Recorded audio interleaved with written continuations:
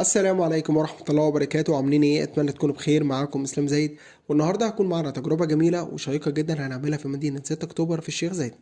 المكان اللي احنا هنتكلم عليه النهارده هو احدث فندق لسه مفتتح في 2025. فندق بصراحة ممتاز من حيث الخدمة، النظافة، الموقع، كل حاجة.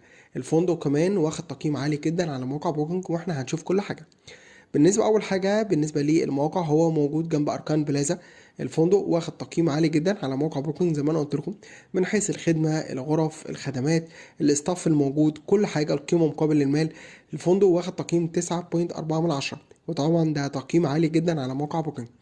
الميزه في الفندق هنا ان انت مش بتحس ان انت داخل فندق، بالعكس، انت داخل كانك قصر، كانك ملك بتقضي اجازه. فانت بتتعامل معامله الملوك، قاعد في مكان فخم، تعامل عالي جدا، اسلوب محترم.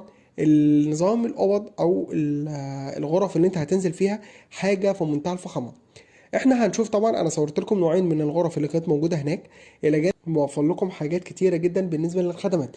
اولا هو في حمام سباحه بيكون العمق بتاعه 120 سنتي، بالاضافه لكده ان هو موفر لك برضو سبا، شاكوزي، مساج، كل ده موجود. وكمان موفر لك كمان جيم بيكون فري لكل الجست اللي بيكون نازل في الفندق.